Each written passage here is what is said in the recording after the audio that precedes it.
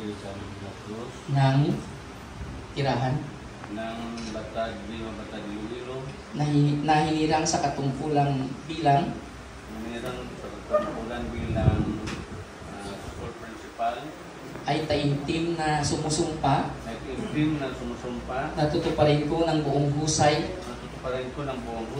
at katapatan sa abot ng aking makakaya ang mga pananagutan ng aking kasalukuyang posisyon at ng iba pang iaatas sa akin sa ilalim ng Republika ng Pilipinas na aking itataguyod at ipagtatanggol ang konstitusyon ng bansa na tunay kong mananalig at tatalima rito na susundin ko ang mga batas, mga kautosang legal at mga dekretong pinaiiral ng mga itinatalagang may kapangyarihan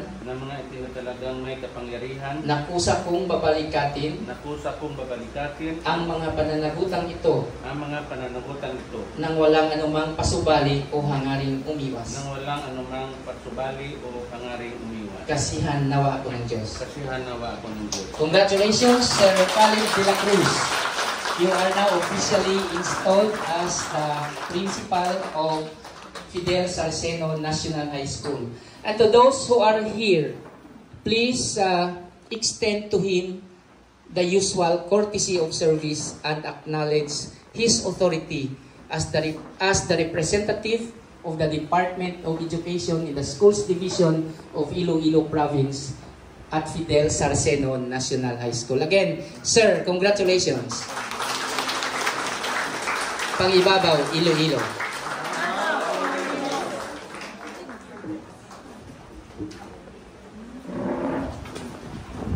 Thank you, sir, David, for that warm words and encouragement and inspiration to all of us, especially the teachers of Fidel Sarceno National High School and from the Don Casimiro Andrada National High School.